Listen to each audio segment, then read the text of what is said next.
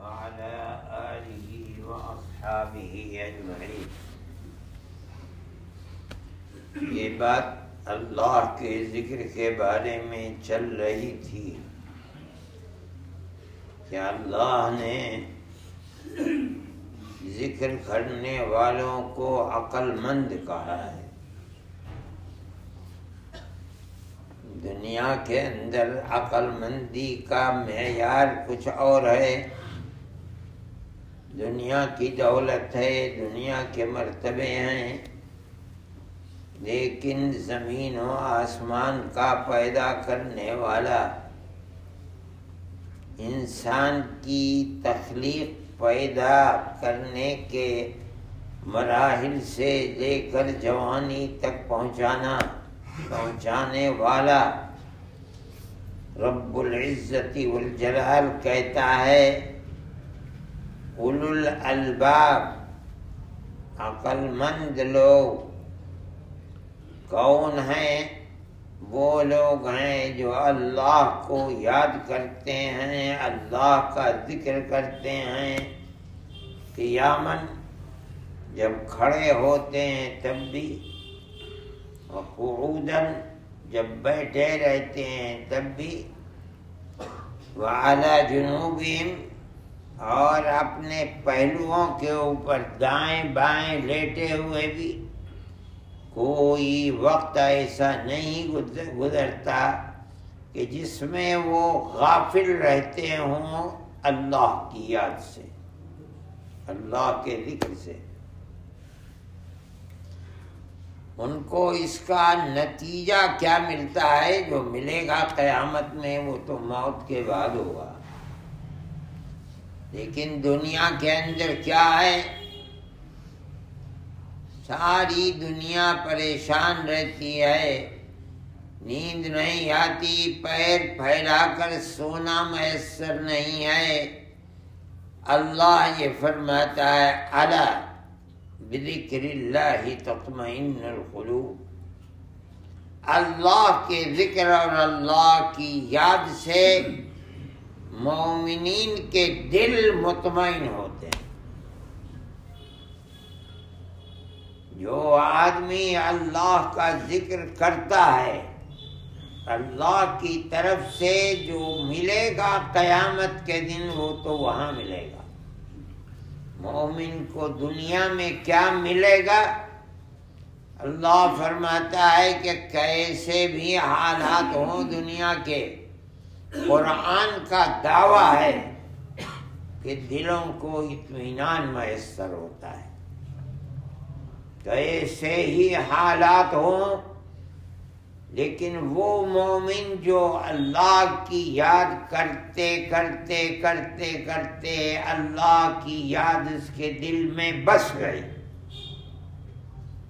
ان کے لیے اللہ کیا فرماتا ہے؟ وہ دل جو لوگوں کے بکھرے ہوئے ہوتے ہیں، ہر لمحے میں ادھر ادھر اوپر نیچے، فرماتے ہیں اللہ ان کو اطمینان میسر ہوتا ہے تو کس چیز سے؟ اللہ کے ذکر سے۔ مطلب کیا ہے اللہ کے ذکر کا؟ یہ نہیں ہے کہ کبھی کیا کبھی نہیں کیا، نماز پڑھتے ہیں پابندی کے ساتھ پڑھتے ہیں، قرآن پڑھ لیتے ہیں روزانہ، اللہ کے، میں نے کہا تھا کہ ذکر کا مطلب ہے اللہ کی یاد۔ جب یاد کر رہا ہے، قرآن پڑھ رہا ہے، ذکر کر رہا ہے، اللہ اللہ کر رہا ہے، یہ ذکر تیرا صرف زبان سے نہ ہو، اگر تو دل کو اطمینان دینا چاہتا ہے تو یہ اللہ کا ذکر بھی دل سے کر، تو دل مطمئن ہوگا۔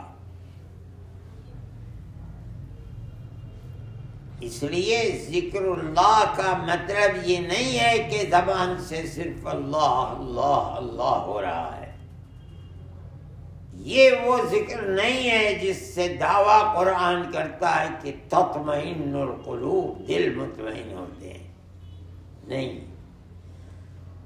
وہ ذکر ہے جس سے دل مطمئن ہوتے ہیں کہ جب زبان سے ذکر کر رہا ہے تو اس ذکر میں اس کا دماغ اور اس کا دل بھی شریک ہو۔ یہ وہ ذکر ہے جس کو قرآن کہتا ہے کہ اس ذکر سے دل ذکر کرنے والوں کے مطمئن ہوتے ہیں۔ وہ کیا ذکر ہے؟ زبان سے اللہ اللہ کر رہا ہے، زبان سے اللہ کی کتاب کی تلاوت کر رہا ہے، ہاتھ پیر سے اللہ کی عبادت کر رہا ہے، رکوع کر رہا ہے، سجدہ کر رہا ہے، سبحان اللہ، الحمدللہ، لا الہ الا اللہ، اللہ اکبر کی تسبیح پڑھ رہا ہے۔ زبان کے ساتھ دماغ شریک ہے، مطلب ہے کہ اس طرح ذکر کر کے دماغ یہ سمجھے کہ اللہ میرے سامنے ہے، میں اللہ کو بلا رہا ہوں، جس ذات کو بلا رہا ہوں، مالا جھپ رہا ہوں، تسبیح کر رہا ہوں، وہ ذات میرے سامنے ہے۔ یہ دماغ کا ذکر ہے، اور دل کا ذکر یہ ہے کہ جس کو میں بلا رہا ہوں میرے دل کے اندر اس کی محبت بھری ہوئی ہے۔ صوفیاء کے نزدیک ذکر کیسا ہے؟ ایسا ذکر جو رچ گیا بس گیا۔ وہ ذکر ایسا ہی ہے کہ ذکر صرف زبان سے نہیں ہے، دماغ اور دل دونوں زبان کے ساتھ شریک ہیں۔ دماغ کی شرکت کیا ہے؟ جس ذات کا نام لے رہا ہوں بار بار، وہ ذات میرے سامنے ہے، اور اس ذات کی محبت میرے دل میں ہے، جس کو میں بلا رہا ہوں وہ میرا محبوب ہے اور میرے دل کے اندر رچا بسا ہے۔ یہ وہ ذکر ہے جس کو قرآن نے دعویٰ کیا، الا کان کھول کر سن لو، ہماری اس بات کو اپنے دل میں بیٹھا لو، جگہ دے دو۔ وہ کیا بات ہے؟ بذکر اللہ تطمئن القلوب، ایسے ذکر سے اللہ کے دل مطمئن ہوتے ہیں۔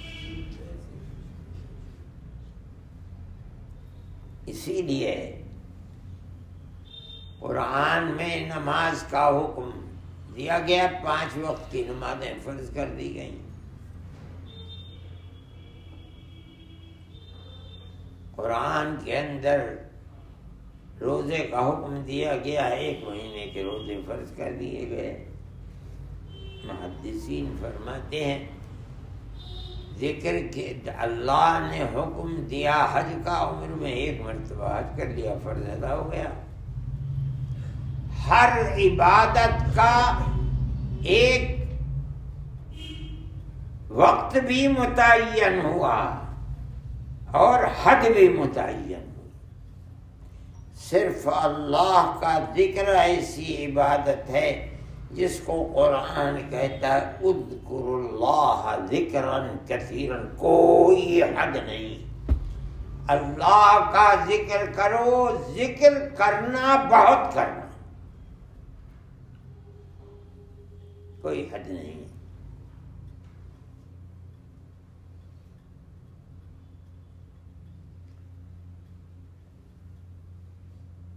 الذاکرین اللہ کثیرا والذاکرات، قرآن میں دوسری جگہ کیا۔ وہ لوگ، وہ مرد اور عورتیں جو اللہ کا ذکر کرتی ہیں بہت زیادہ ذکر کرتی ہیں۔ دوسری جگہ فرمایا،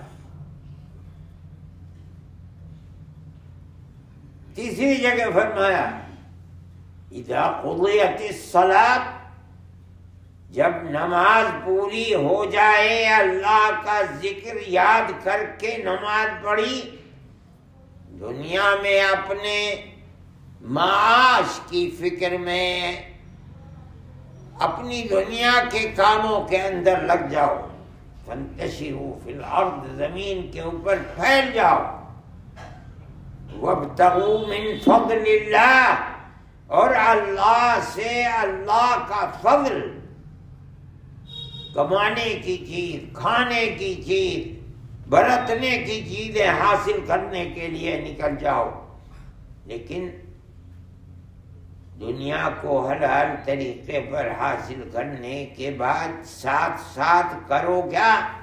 وَاذْكُرُوا اللَّهَ كَثِيرًا، اللہ کو یاد بھی رکھو اور کثرت کے ساتھ یاد کرو۔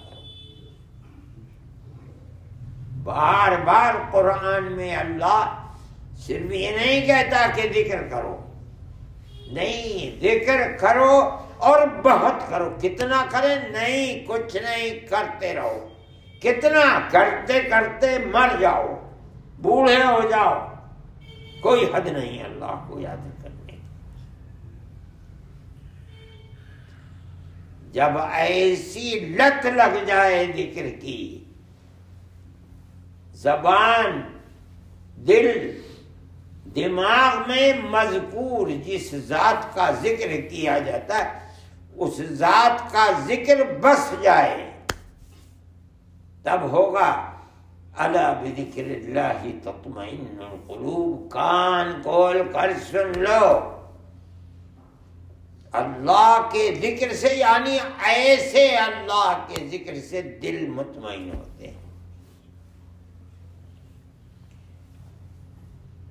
میرے بھائی، ذکر کی کوئی حد اللہ نے نہیں بتائی، ہر فریضے کی حد ہے۔ مفسرین کہتے ہیں کہ ہر فرض جو اللہ کی طرف سے ہے اس کی ایک حد ہے۔ فرمایا کہ جو اللہ نے تمہیں رزق دیا ہے اس کو خرچ کرو، لیکن ایسے نہیں کہ سارا خرچ کر دو پھر کل کو تم ہی بھیک مانگنے لگو، نہیں، جو تمہاری ضرورت سے زائد ہے اس کو خرچ کرو اللہ کے راہ۔ حد بیان کر دی۔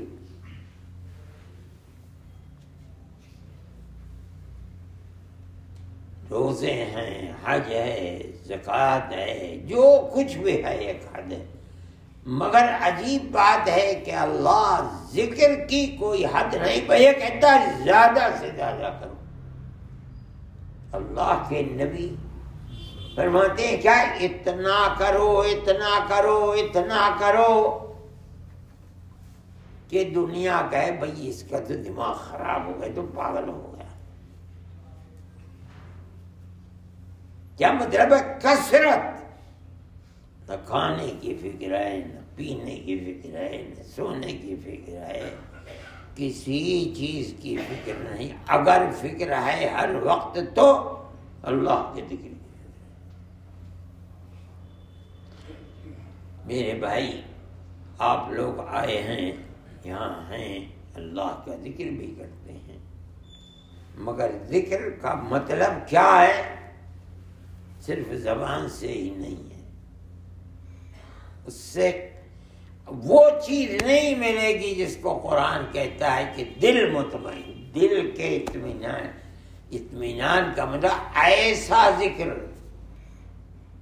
جس ذکر کے اندر دماغ اور دل دونوں اس کو پکار رہا ہوں، الا اللہ، اللہ اللہ، لا الہ الا اللہ، سبحان اللہ، الحمدللہ، لا الہ الا اللہ، اللہ اکبر۔ وہ ذات میرے سامنے ہے، میری زبان اسی کی مالا جپ رہی ہے، اور میرے دل کے اندر اس کی محبت ہے۔ یہی وہ ذکر ہے جس کی تلقین کی گئی ہے، یہی وہ ذکر ہے جس سے دلوں کو اطمینان میسر ہوتا ہے، یہی وہ ذکر ہے جس ذکر کے کرنے والے کو اللہ قرآن میں عقل مند بتاتے ہیں، عقل والے لوگ ہیں۔ ایسا ذکر جس کے اندر نہ دل شریک ہے نہ دماغ شریک ہے۔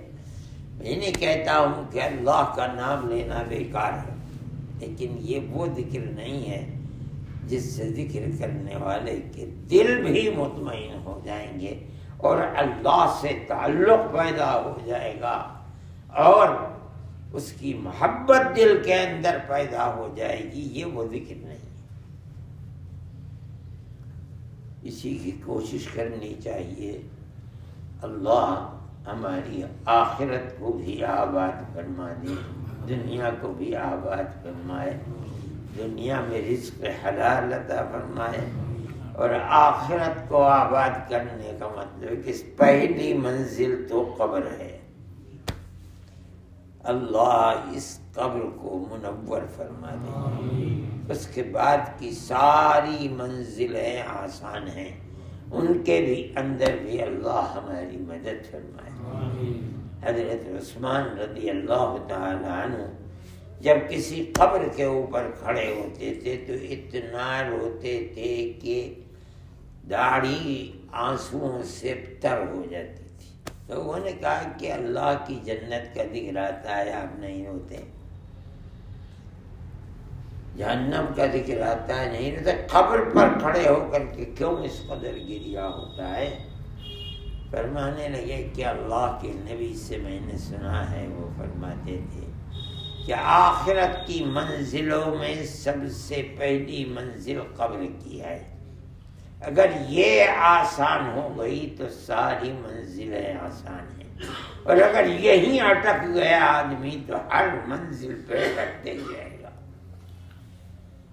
اس منزل کو بھی سر کرنے والی چیز اللہ کا ذکر ہے، ایسا ذکر جو صرف زبان سے نہ ہو، دل اور دماغ دونوں شریک ہوں، تو موت آئے گی تو اللہ اس منزل کو بھی آسان فرما دے گا انشاءاللہ۔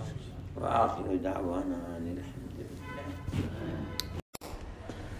Thanks for watching. Don't forget to like, comment, share and subscribe to Al Wahid channel.